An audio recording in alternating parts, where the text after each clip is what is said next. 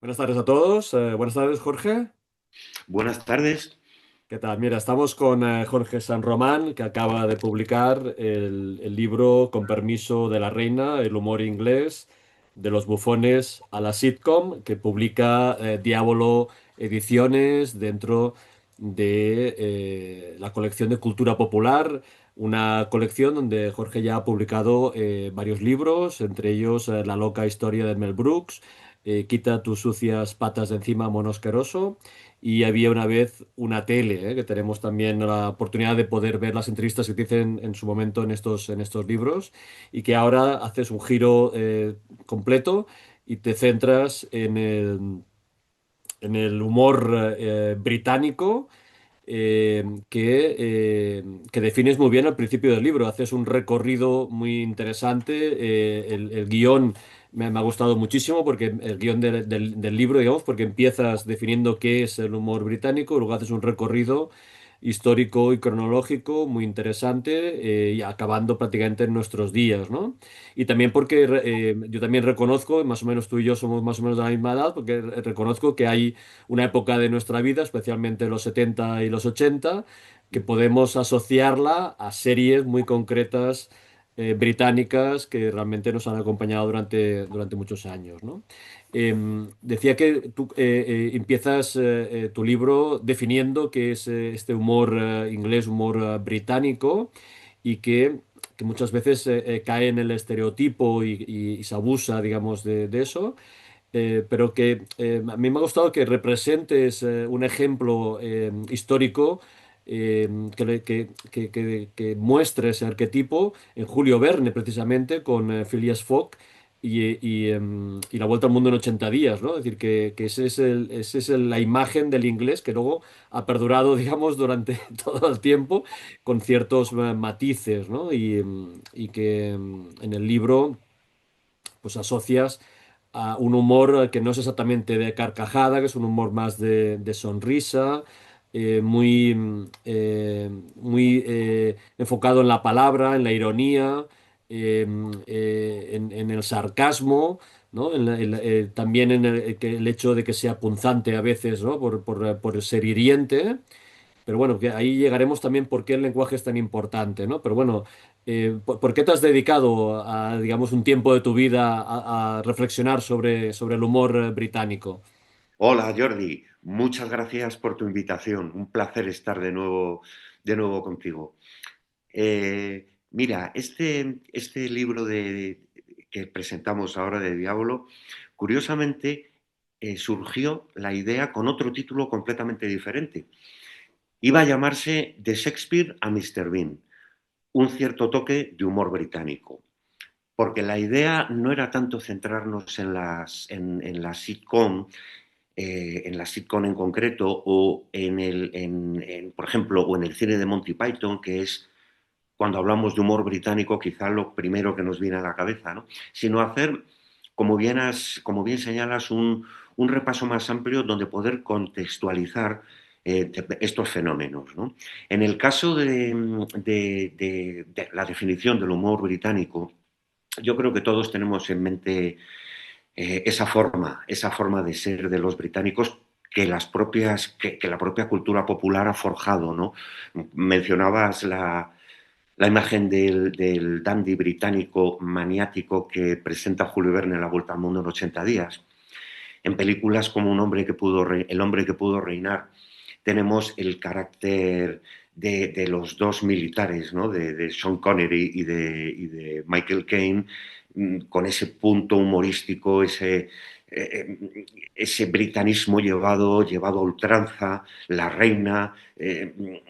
Esa imagen es la que nos ha ido llegando. Y yo creo que una idea para la gente de nuestra generación y los que han venido detrás, creo que ese concepto del humor británico comenzó a forjarse precisamente a mediados de la década de los 70, cuando se presentaron en España pues series como Un hombre en casa. Antes había habido una serie también, bueno, alguna más, porque Los Vengadores en blanco y negro Ya. también tienen ahí un punto muy fuerte de humor británico, pero, Bueno, y pero también con no un era- dandy de protagonista también. y también con un dandy de protagonista, pero no es una serie propiamente humorística, ¿no? En Claro, cambio, Un hombre en casa, y los Roper y Nido de Robin, o sea, todo lo que dio lugar, sí. Y esto supuso la irrupción en la televisión española de un tipo de humor completamente diferente a lo que se conocía. O sea, por esa época había comedia española televisiva, claro que sí. La Casa de los Martínez, ahí claro. estaba Antonio Garisa y otros genios, pues con un humor muy español, muy a veces carpetobetónico si quieres, pero un humor típicamente español. Entra un hombre en casa, gusta por la frescura, por la proximidad de los protagonistas, por los magníficos trabajos de los actores de doblaje que pusieron voz a los personajes. Y a partir de ahí, esto queda ya, o sea, ya marca marca ya el momento de partida, ya el público español, los telespectadores españoles ya saben que eso es el típico humor británico. Claro, hay que pensar que en esa época solo estaba Televisión Española, Claro, había un canal y era normal que determinados estrenos los viese todo el país, claro, es claro, lo natural, veíamos todos. lo veíamos todo, pero es que además las series eran muy buenas, o sea, eran muy buenas. Yo recuerdo, yo tenía, pues me imagino, somos de la misma quinta, pues eso, un adolescente, pero mis padres y mis hermanos y todos disfrutábamos. Mi madre le apasionaba la señora Roper. Claro. Jota Joyce, que es una actriz genial, bueno, es que con la señora Roper se partía. Sí, sí. En fin, lo cierto es que este fue el momento en el que entra ese tipo de humor y entra ya para quedarse. De hecho, no solo influyó en nuestra manera, hay que pensar también en ese periodo tan interesante, ¿no? De la transición política española, Sí.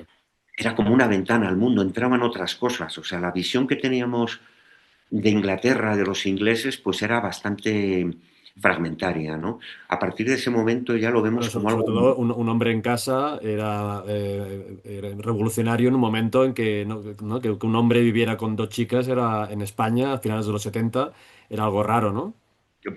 Muy raro, y no solo en España, en Inglaterra también hubo problemas para que esto se pudiese aceptar, Claro. porque Inglaterra, en fin, los británicos, como se va viendo a lo largo de la historia, es que son muy suyos, o sea, para ciertas cosas pueden tener un humor brutal, agresivo, incluso escatológico, pero luego ser en otros aspectos como muy conservadores, ¿no? Es Sí, algo muy que beatos. Sí. muy beato, sí, sí, sí, es Sí, algo chocante. Y bueno, a partir de ese momento, a partir de mediados de los 70, ya las series comienzan a entrar una detrás de otra. sí, sí. Ocurre que con la llegada de los canales autonómicos y las televisiones privadas, la oferta, claro, se diversifica. Mira, hay series que son absolutamente geniales y que llegaron, yo no sé si recuerdas, un canal de televisión que dirigía un común amigo, Antonio Trasorras, que fue el canal Album, que era un canal temático que formaba parte de las primeras plataformas, yo no sé si de canal satélite, bueno, era un canal para frikis. O sea, todo lo que ponían eran series muy selectas, material muy minoritario, bueno, con el buen gusto que caracteriza y la cultura televisiva y cinematográfica de Antonio Trasorras, pues aquello era una verdadera gozada. Gracias a ese canal pudimos ver series como Sí Ministro, que es una maravilla, Sí Primer Ministro, que fue la continuación, Sí. y sobre todo un diputado fantástico de Rick Mayall, que es el gran gamberro del humor británico de esa época. O sea, no era tan comedido y tan como era Robin Tripp y sus Sí, sí. compañeras de piso de un hombre en casa, Es que, pero que estas que acabas de comentar ahora, yo las vi en catalán. Entonces no sé si en TV3 se vieron antes que en castellano, no lo sé. sí, sí, Ah, pero algunas llegaron a Telemadrid, otras a los canales temáticos, a ajá. los canales, o sea, no tuvieron, fíjate, La Víbora Negra, por ejemplo, la primera gran serie famosa Sí. de Rowan Rowan Atkinson, Atkinson. si eso se hubiese emitido para toda España, o sea, hubiese sido un éxito apoteósico, ¿no? Claro. Sí, Apoteósico, sí, pero sí. ya claro, esto se emitió, pues no sé si en Telemadrid, en Telegalicia, Sí, en sí, sí. determinadas plataformas que no llegó, no tenía la misma cobertura, ¿no? Sí, sí, sí. Es que yo tengo la teoría de que el humor británico se parece mucho al humor catalán y me sorprendía, digamos, que esas series tuvieran éxito en España, ¿no? Es decir, a mí me pasa ahora con comedias españolas que yo las veo y no me hace gracia y no acabo de... y entonces me sorprendía que estas series británicas tuvieran tanto éxito en España. Bueno, son cosas curiosas, pero bueno, la realidad es que eran muy buenas, ¿ya? Y de Es que hecho era tú muy... hablas de dos épocas doradas, que son los 70 y los 80 porque en los 80 también, como decías, hubo series muy interesantes, ¿no? Aquí también en Cataluña fue muy importante los jóvenes, ¿no? Sí, sin duda, sin duda. Además que Sí. este fue también supuso un antes y un después del tipo de comedia que se hacía. O sea, ahí empezaron a despuntar los grandes talentos que vinieron a renovar pues esa comedia que se hacía en los 60, en los 70. Y ahí tenemos a Rick Mayall, ahí tenemos a Claro. Ben Elton, tenemos bueno, un plantel o sea, de actores verdaderamente grandiosos. Pero es que los británicos en esto siempre se han distinguido, los actores de la escuela de Shakespeare, los actores de... Fíjate, yo Bueno, a unas mí me ha películas... sorprendido una cosa que dices en el libro que me parece muy interesante, que es la influencia de la radio Sí, en la definición, digamos, de este concepto de humor, ¿no? Porque la radio se basa especialmente, evidentemente, en la palabra y con lo cual esos seriales de la radio contribuyen a crear pues unos guiones, una forma de hablar, un tipo de humor, que vuelvo a sí. repetir, yo creo que es más próximo a la sonrisa que a la carcajada, pero que va dejando un pozo, ¿no? de definición de, digamos, de qué es lo que nos hace gracia, ¿no? Sí, así es. Además, fíjate, la radio efectivamente, la radio supuso, hay que pensar que en la posguerra, pues la posguerra en Inglaterra fue durísima porque es que Londres estaba prácticamente arrasado. Ocurre que antes de la guerra, esa tradición, hablábamos antes de los grandes actores británicos, ¿no?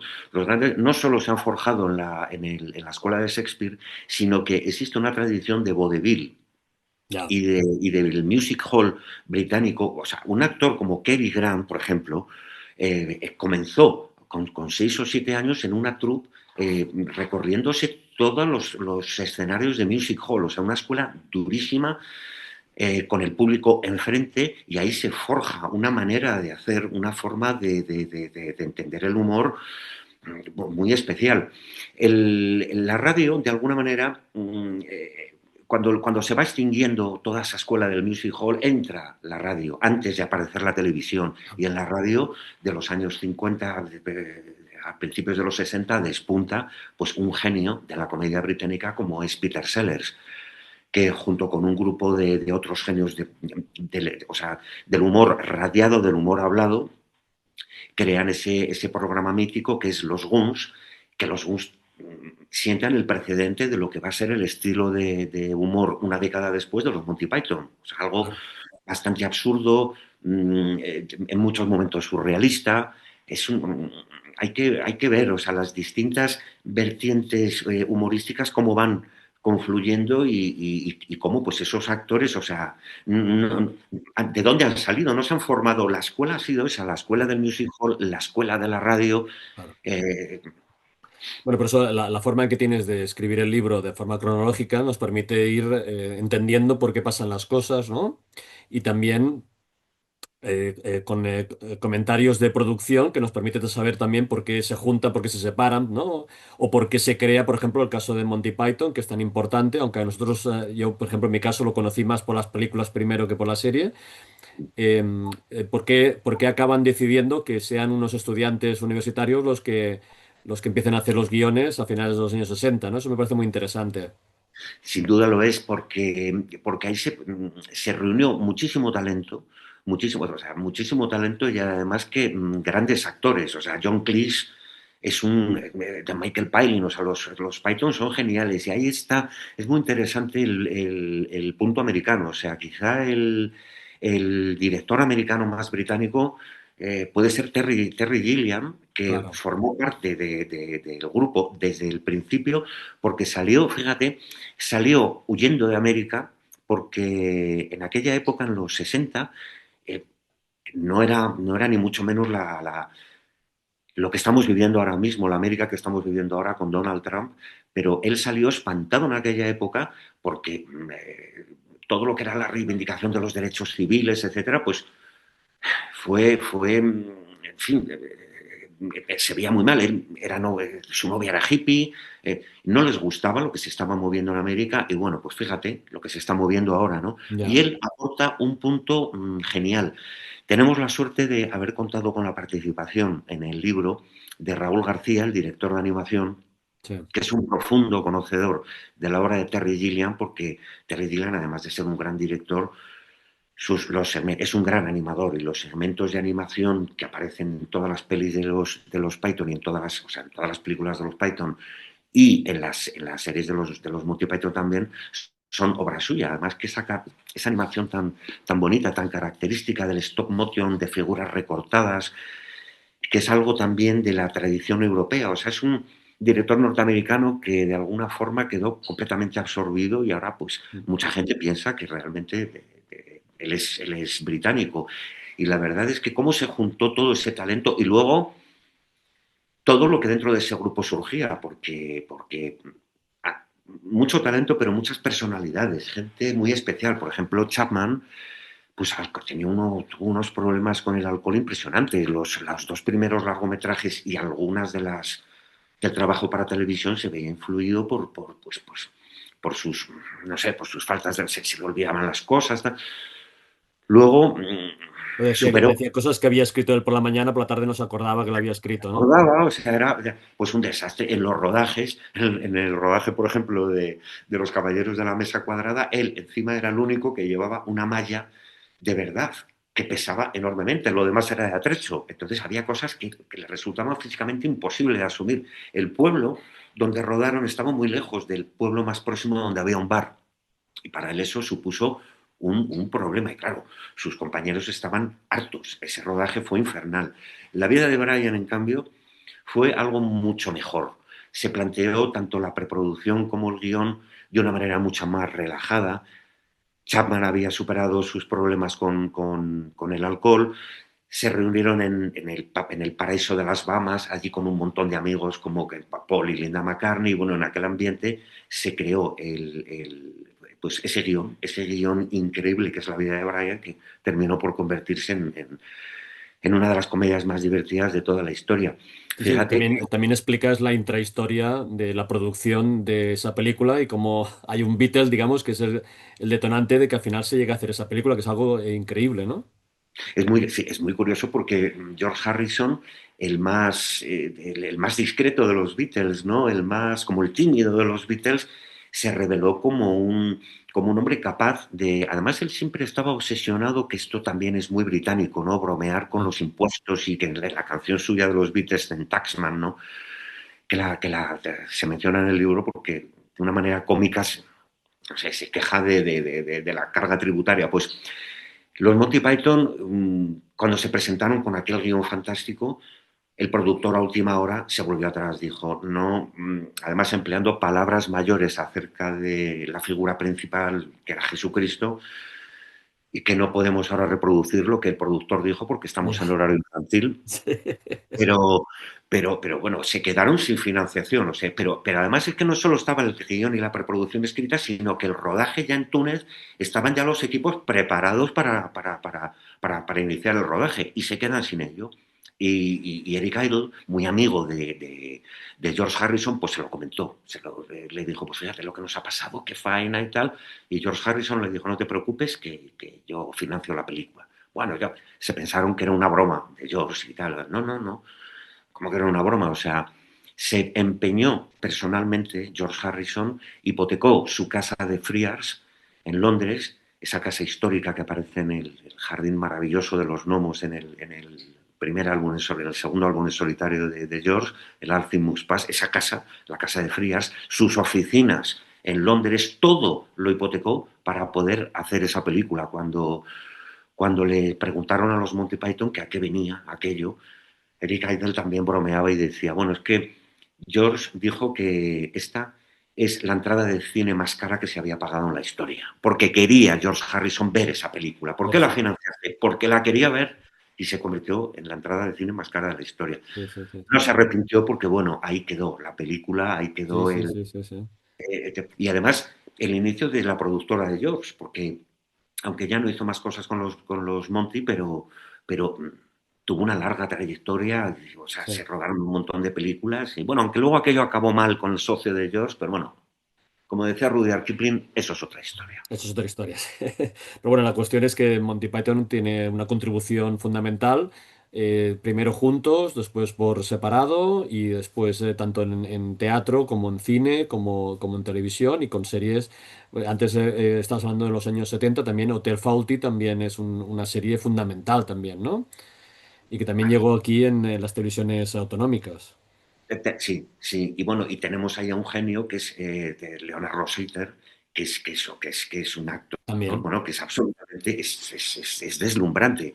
Es que es lo que sucede con todos estos actores, que es que ves, que, por ejemplo, uno, sí ministro, sí primer ministro, y es que lo único que necesitan para envolverte completamente es un decorado mínimo del despacho del primer ministro y tres actores haciendo un verdadero alarde, unos diálogos Sí, sí. que Bueno, aquí hay que hablar también de los guionistas, ¿eh? Porque a veces hablamos de las interpretaciones, pero los guiones obviamente son maravillosos, ¿no? son los, es que claro, ahí está la base de todo, como siempre, ¿no? Y en ese aspecto es que los Monty Python tienen ahí una base, bueno, tenemos a John Cleese, que John Cleese verdaderamente es un hombre de un gran talento, o sea, los sketches que la producción de sketch para la primera serie del circo flotante, el Flying Circus, es que es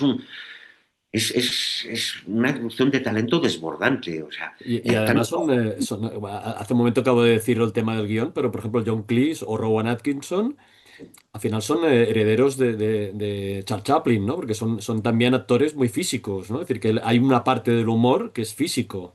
sí, La fíjate, gestualidad, la expresión corporal es también fundamental. totalmente, totalmente. Y además, aquí hay un caso curioso, ¿no? Que es precisamente el de Rowan Atkinson. Mm, estábamos viendo que la sitcom aquí en los 70 tuvieron en España muchísimo seguimiento por eso, por el tema de los canales. Luego ya hubo una cierta disolución, pero aparece una serie británica que es Mr. Bean y esta triunfa a lo grande en España y en todo el planeta. Sí. Creo que la Que explicación es muy siempre se sencilla. habla de Mr. Bean como si se hubiera hecho durante muchísimos años y solo hubo una temporada de 15 episodios y dos películas y nada más. Y claro, y el éxito fue espectacular. ¿Por qué? Pues tú mismo lo acabas de decir. Porque era una comedia. Mr. Bean no habla, solamente emite ruidos guturales y es toda una comedia física, gestual, de toda esa escatología, toda esa mezquindad. Hay que ser un actor muy grande a base de gestos, poder. Y claro, ahí está el éxito. Se podía ver en cualquier país del mundo, se podía ver en Filipinas, en Australia, en los Estados Unidos, en España, en cualquier latitud del planeta, y todo el mundo lo iba a entender y todo el mundo se iba a reír. De manera que es que la figura de, sí, 15, solo 15 capítulos, pero Mr. Bean forma parte de la cultura popular, mira, de la cultura popular a nivel mundial y en Inglaterra desde luego es una institución. Otro Bueno, personaje, su sketch en la sesión de inauguración, ¿no? En la ceremonia de inauguración de los Juegos Olímpicos de Londres, eso es memorable también, ¿no? Y está interpretando a Mr. Bean. sí, sí, sí, sí, o la entrevista que también sale en el libro, la que tuvo con Elton John, que es divertidísima, porque es que realmente la gente se puede llegar a pensar que es que Elton John se mosqueaba, pues no era para menos. Y partiendo de una premisa completamente absurda y ridícula, que es por qué Elton John se llama Elton John cuando John es un nombre y no es John Elton, bueno, empieza a darle vueltas y siempre vuelve a lo mismo. Elton John se mosquea, se mosquea, se mosquea. Sí, sí. Bueno, y o sea que A mí siempre me ha quedado la duda de si estaba preparado, porque si no estaba preparado, realmente el Toñón es un gran actor. sí, sí, sí, sí, sí. Al final sí, al final se vio que estaba preparado porque Estaba guionizado, sí, sí, pero bueno, no lo realmente crees. era desternillante. Yo la Bueno, primera que bueno, tú comienzas el libro con un chiste de David Bowie, que aquí no explicaremos para que la gente se lo lea, porque no lo vamos a decir exactamente igual. Pero, por ejemplo, ¿recuerdas escenas de la reina, por ejemplo, tomando el té con el oso Paddington? y esto yo no me lo imagino aquí con la familia española, no me la imagino, me imagino otras cosas, pero eso no, ese tipo de humor no me lo imagino, ¿no? También en la ceremonia salía hablando con el James Bond. Sí. Sí, es que Perdón. bueno, la reina es un gran personaje. La reina Isabel II es un gran personaje que también forma parte del acervo popular británico y con un sentido del humor muy peculiar, porque la reina no sonreía, pero era muy graciosa. Sí, Tú lo has dicho, o sea, tomar té con el osito Paddington, prestarse y siempre manteniendo la majestad, porque sí. la Esta reina sobriedad, ¿no? esa Que hace que sea todavía más hilarante el gag. así es, así es. Y lo que tuvo que pasar la reina, porque el pueblo inglés adoraba a su reina, pasase lo que pasase. No olvidemos la muerte de Lady Di, Claro. lo mucho que ha dado de sí. La reina es un icono pop, o sea, retratada por Andy Warhol, los Bueno, Sex Pistols. incluso si comentas que Monty, Full Monty, puede que fuera un éxito, porque justo sucedió después de la muerte de Lady Di, que la gente quería cosas divertidas para evadirse, ¿no?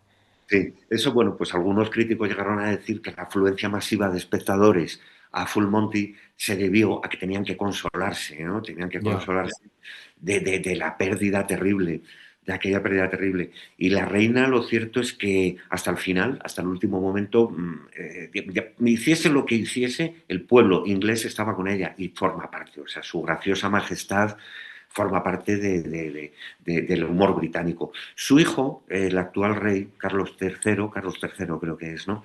No tiene el mismo sentido del humor, ni No, muchísimo menos, no lo no. tiene. Su madre, sin reírse tanto y sin gestualizarlo tanto, era otra cosa. Sí, sí, sí. Pero también en tu libro hablas de un personaje que está vetado en todos lados, ¿no? Y que todo el mundo reniega de él, que es el Benny Hill, ¿no? Que no sabías que había empezado en 1955 la serie y que había empezado en BBC, luego en Times, y al final queda proscrito, ¿no? En la Sí, televisión, ¿no? sí, sí, O mira, sea, yo hoy estaría cancelado totalmente, ¿no? completamente. De hecho, en Inglaterra es poco menos que un proscrito, casi no se puede hablar de él, ¿no?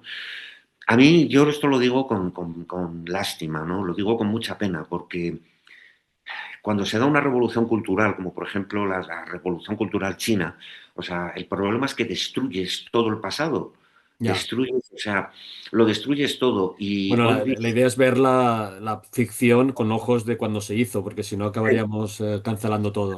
es muy importante y un personaje como Benny Hill da mucha lástima ver cómo ha estado entreteniendo, divirtiendo verdaderamente a lo grande a todos los ingleses desde 1955, porque fue la primera gran sitcom de gags que los ingleses siguieron. El propio Benny Hill, bueno, tiene un papel en Chitty Chitty Bama, ¿no? Era el gran personaje, pero a partir de los años 80 cae en desgracia porque, claro, todo ese sexismo, y fíjate que Chaplin era admirador de Benny Hill. ¿Por qué? Pues también por esa gestualidad. Consideraba Chaplin, llegó a decir que Benny Hill había tomado el relevo del slapstick, o sea, de la Ya. comedia. eh, eh, claro, eh, mm, eh, Chaplin lo apoyaba, o sea, sin duda fue un gran actor. ¿Qué ha sucedido? Que en los años 80 la progresión humorística británica, entre ellos nombres como los de Ben Elton, empiezan a demonizar la figura de Benny Hill pues por sexista, por machista, por utilizar a las mujeres, bueno, ya lo sabemos, o sea, lo que sabemos, ¿no? Y caen desgracia, pero caen desgracia hasta el extremo de que hoy día está borrado del mapa, está borrado del mapa. Y aquí no hay que olvidar, en los años 80, Benny Hill aquí triunfó, en España también triunfó, quizá por eso, Triunfó y además venía como invitado en los programas de entrevista y era muy popular y salían, sí, sí, salían en TP y y por, en las revistas, sí, sí. y por esos aspectos más cutres, ¿no? O sea, por todo esto del sexismo, de las chicas que aparecen con ligueros, con tal. Hoy día, desde luego, no podemos, o sea, claro, claro, pero de ahí a que Benny Hill se haya vuelto un proscrito, o sea, es que Ya. claro, ¿qué ocurrió? Que luego, mira, Ben Elton, que criticó a Benny Hill, pues en los años 80 probó su propia medicina. Y la entonces progresía que venía en sustitución le acusó de haberse puesto, porque hizo un musical con, con el autor de Jesucristo Superstar, bueno, a ver si me van los nombres, y ya le acusaron de que se había aburguesado, de que representaba lo más rancio del debate. Bueno, lo pusieron verde y Que se había quedó liado con los conservadores, ¿no? que se había aliado con los conservadores, o sea, con Tim Rice. Ujú. O sea, y ahora quien está sufriendo todo esto y lleva ya años criticándolo es el propio John Cleese. El propio John Ah, Cleese que ha tratado de llevar al teatro la vida de Brian y todos son y problemas. todos son problemas, pues fíjate, precisamente Sí, por sí. uno de los papeles del hombre del grupo judaico este que quiere ser mujer. Y bueno, a partir de ahí, no, es que aquello también era tabú. Bueno, entonces, Bueno, también había tenido problemas porque había dado su apoyo a la autora de Harry sí, Potter y eso al final se sí, crea sí. una bola de nieve y al final te cancelan, pues, digamos, digamos, en las redes y en los medios, digamos, al final acabas tachado, digamos, de la lista. Y hoy día, claro, hoy día es mucho más fácil. O sea, hoy día es que te pueden hundir. O sea, se está viendo, ¿no? Te pueden hundir. En cambio, bueno, el humor británico sigue, porque ahí hay un personaje como Rick Gervais que a mí me encanta, que yo creo que es el rostro, ¿no? El rostro de hoy, que es diferente. Además, es muy diferente no tiene nada que ver ni con Rick Mayall, no tiene nada que ver con Mr. Bean. No sé, es algo nuevo y me gusta. Es un hombre, es un tío muy reivindicativo, muy, muy británico. O sea, es el relevo, ¿no? Es el relevo. Yo, al final del libro, porque, claro, comento con un poco de tristeza, pues esto de que la censura, que hoy día se presenta en múltiples formas, haga mella en el talento de toda esta gente y que condicione el tipo de humor que hacen. Entonces, en los 80 ya, incluso en los 90 estas películas, Cuatro bodas y un funeral, Full Monty, es humor británico, pero no es el humor británico punzante Bueno, y justamente de este señor de este actor que estás comentando, Ricky Gervais, lo que es sorprendente es que le dejaran hacer todo lo que llegó a hacer en las ceremonias de los Globos de Oro, que prácticamente le pagaban para insultarles en la cara a todos. Y aún así lo mantuvieron durante un montón de ediciones, es decir, 3 años seguidos y luego esporádicamente 3 años más. es un personaje excepcional. Yo creo que es el rostro del humor británico que más nos gusta porque, bueno, yo creo que a finales de los años 90, a principios de los años 2000, el humor británico yo creo que se vio afectado por una especie de, no aburguesamiento, pero sí como de, no sé, algo blando, Cuatro bodas y un funeral, Full Monty son, sin duda, es humor británico, pero más blandito, o sea,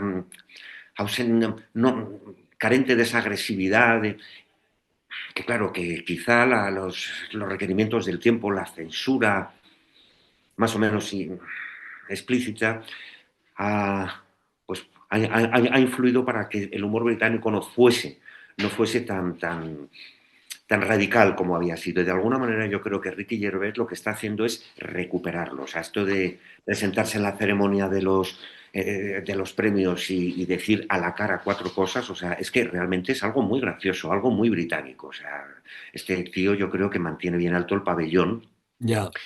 y creo que, bueno, aunque al final del libro se plantea un poco, pues esto, ¿no? ¿Por dónde va a ir el humor británico, ¿no? Pues bueno, Bueno, tú ¿cómo incluso saber? comentas que en el siglo XXI hay, digamos, también una tendencia a utilizar el humor para hablar de la precariedad laboral o el tema Ajá. de multiculturalidad o el tema de la diversidad. Incluso, porque al final Full Monty es del 97, o sea que al final también temas de masculinidad, una reflexión sobre la masculinidad hoy en día también es muy, muy interesante, ¿no?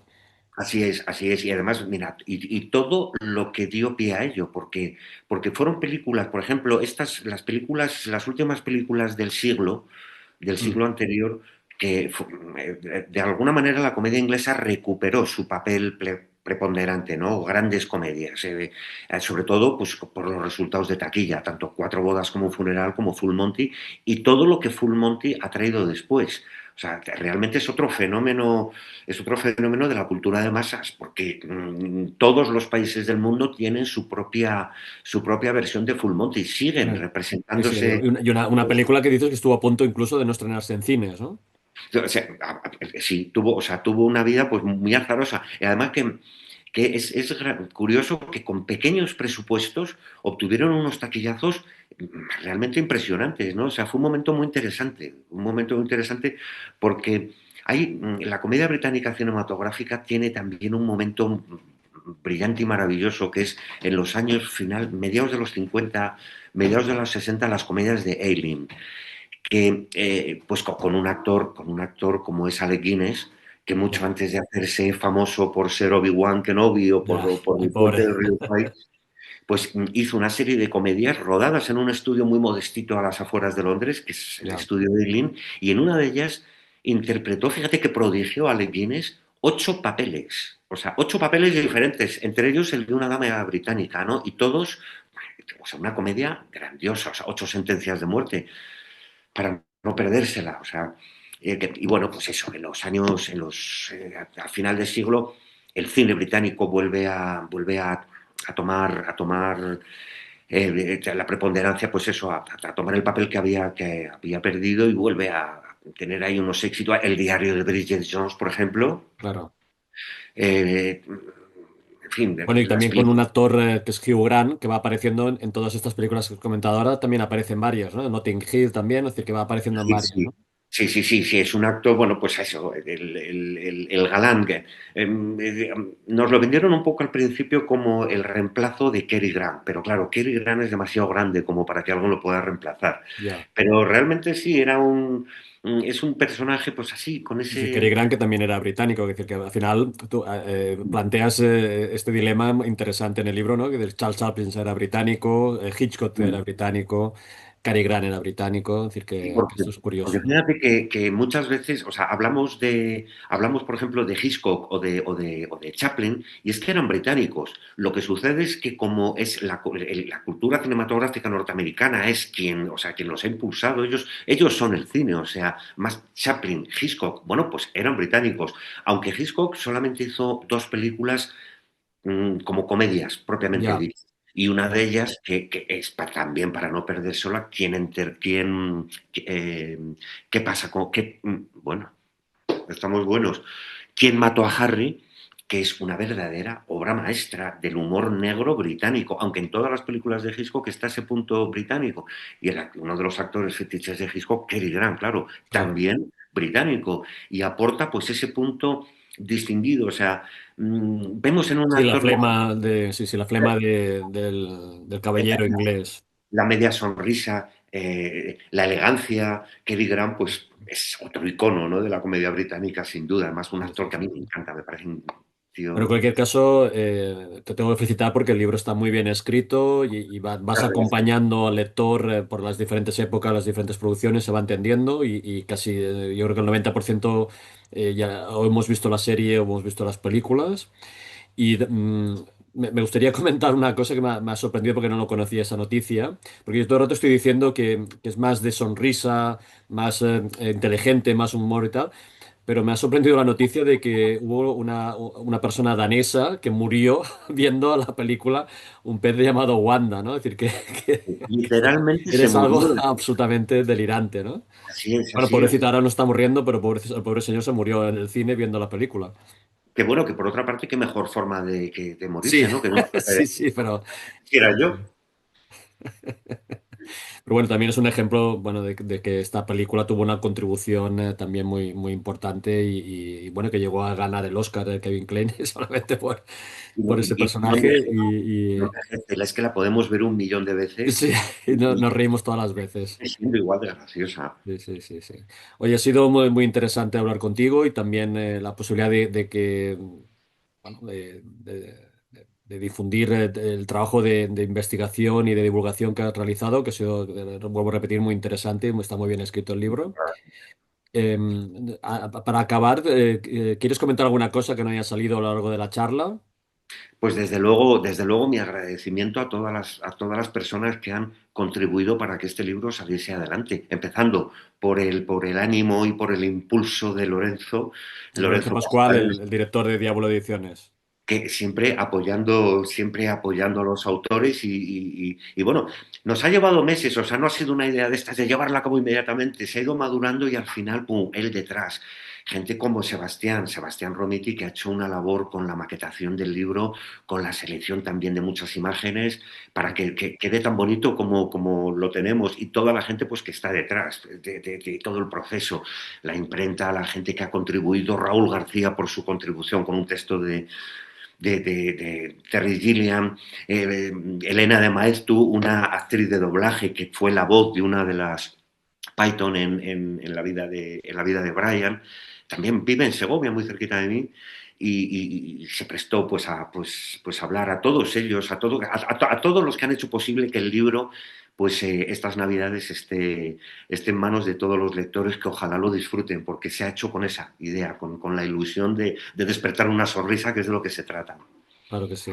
Yo tengo una situación, una anécdota personal de toda la gente que sale en el libro. Conocí en persona al actor que hacía de gato en la serie Enano Rojo, porque coincidimos los dos invitados en un salón de cómic hace muchos años, hace 15 años o así. Y estuvimos, claro, estás 3 días invitado, pues al final en el mismo hotel, estás desayunando, comiendo, cenando y de paseo y tal. Y sí, sí, es lo único que conozco de todo el libro y bueno, que me ha resultado curioso volver a pensar, ya se me había olvidado, pero bueno, que sepas que es un señor encantador y que es tan Joder, qué hilarante como suerte, que qué bueno. hacía de gato en la Hacía de serie. gato, sí, sí, sí, sí. Ah, Sí, sí, sí. qué Sí, sí. maravilla, qué Qué bien, Jordi. curioso. Bueno, está dentro de este absurdo de todo lo que estamos hablando, pero bueno, que sepas que ese señor era muy, muy majo y muy simpático. Pero bueno, hoy ha sido un placer hablar contigo y espero que tengas oportunidad de volver a hablar otra vez porque es señal de que estamos trabajando los dos. Ojalá que sí, claro que Sí. sí. Y bueno, simplemente otra vez recomendar el libro este, Con permiso de la reina, el humor inglés de los bufones a la sitcom. Estamos con Jorge de San Román. Te deseo muchísima suerte y ahora que estamos ya a final de año, unas buenas fiestas y un feliz año nuevo. De todo corazón, lo mismo os deseo a todos. Y un abrazo muy fuerte y muchísimas gracias, Jordi. De verdad, A un ti, placer siempre hablar contigo. a ti. Hasta la próxima. Hasta Adiós. la próxima.